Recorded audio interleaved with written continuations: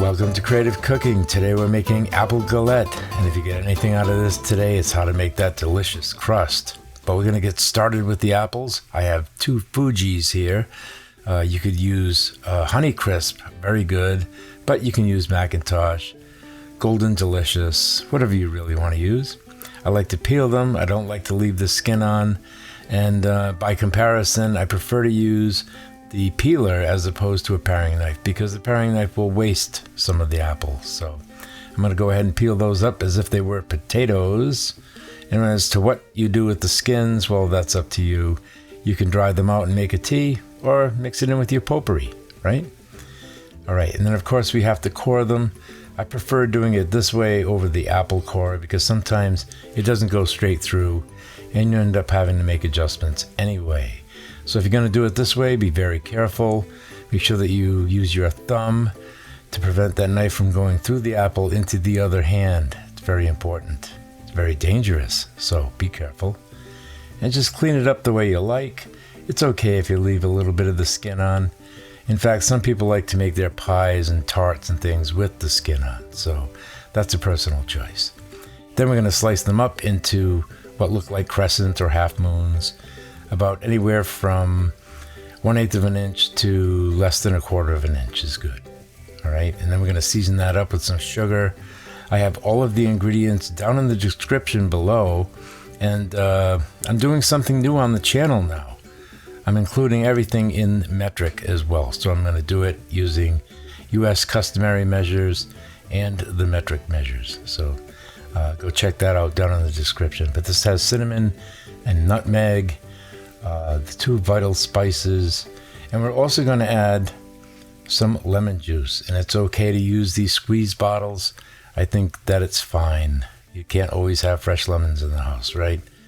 And we also have cornstarch in there, and that's very important because we don't want the liquid, or the juice, I should say, that is exuded from the apples because of the salt and the sugar. So we're going to go ahead, we're going to mix everything up, and we're going to allow that to macerate in the refrigerator for about an hour. In fact, whenever you're working with this type of pastry, you want your filling to be cold when you put it in the oven. So go ahead, cover it up, and toss it in the refrigerator for about an hour. In the meantime, we're going to prepare the crust, and this is the best part. I like to use an all butter crust, and what I have here is basically 16 tablespoons of butter, 2 sticks.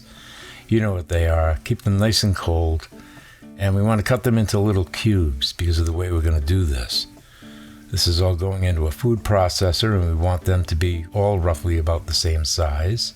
And after you cube them, put them back in the fridge or put them back in the freezer for about 10 minutes. Make sure they're nice and cold. It's very important.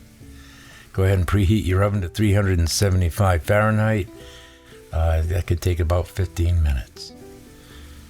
Now I'm measuring off scant 1 cup of flour, all-purpose flour.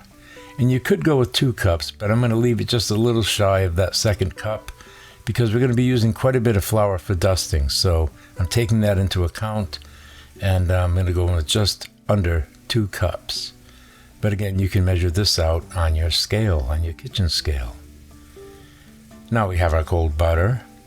We have a little bit of salt, and I am using unsalted butter for this today, so you need the salt. There's also a couple of tablespoons of sugar because we are making a sweet pie. And all we have to do now is combine all of these ingredients in the food processor. But now how you use that food processor is just as important as using a food processor. You just want to pulse it. We don't want to completely break up the butter. We want to get it into little tiny pebble sizes, if you know what I mean. Okay? And since we're going to process it a little bit more with water, we don't go all the way with that. Now that's about 8 tablespoons of cold ice water. We're just going to pulse it, and we just want to bring it together, and that's it. You'll notice it's crumbly, and looks like it won't be sticky, but yeah, it's not sticky, but if you squeeze it between your fingers, they'll stick together. Those little clumps will stick together, and that's how you know that you have enough moisture in the flour. So now just turn that out onto your work surface. I want to point something out too. If you are fortunate enough to have one of those marble slabs that you put in the refrigerator to do this, and you take it out and it stays nice and cold, that is the ideal work surface. But if you don't, do it this way. Just bring it together and put everything into or onto some plastic wrap, or cling film, they're called. Across the pond, it's called cling film. All right, so we're going to just put it in there. Not super tight, because we've got to allow a little room for expansion, and I'll explain in a second. All right, you just want to cover it completely. All right, and cling film, they call it that for a reason. It sticks to itself. It's pretty good stuff. And flip it over, and all you want to do now is just push down as if you were making a hamburger.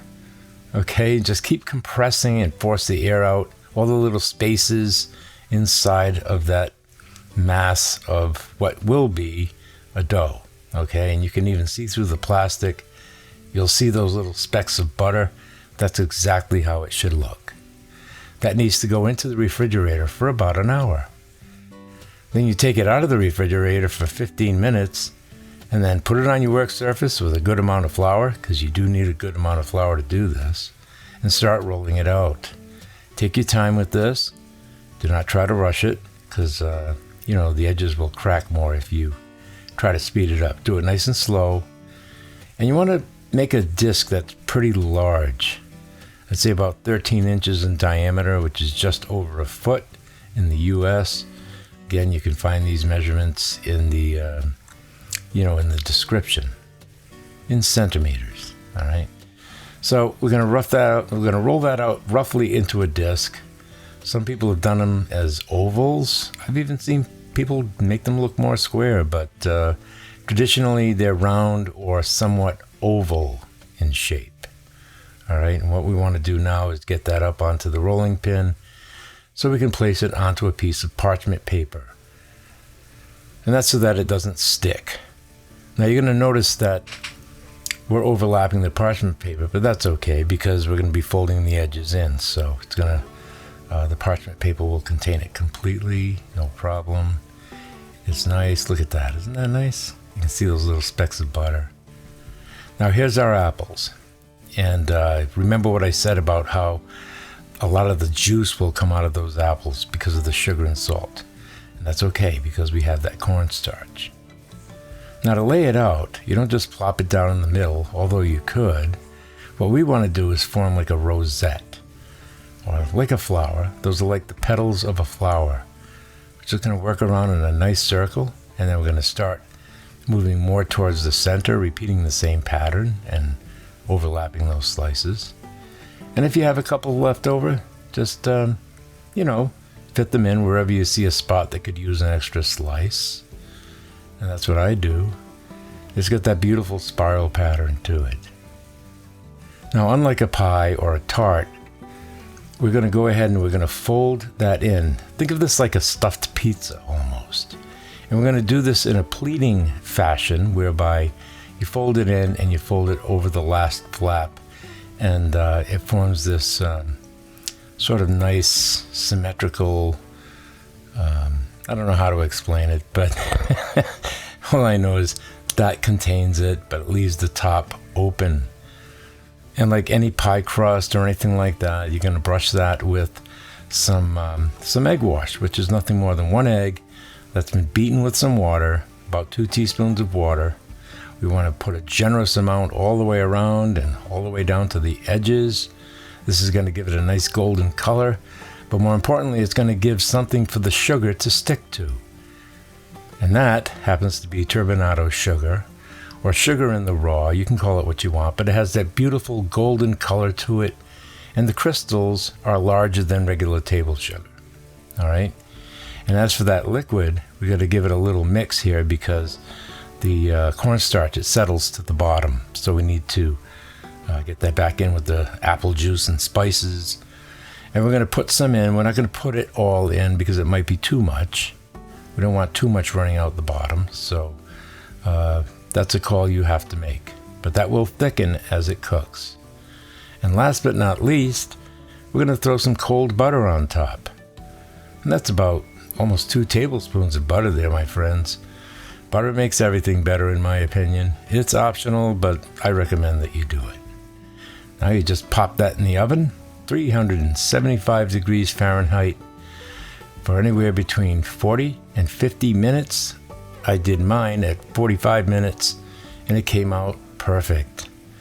And you're going to see some caramelization over there from some of the juices that ran out, but that's okay. This crust is crispy, it's flaky, it's buttery, and it's sweet. And more importantly, it's delicious and pairs well, very well with ice cream, vanilla ice cream. So I hope you guys give it a try, and I hope you come back each week for more great videos made for people who like to cook. Until then, ciao.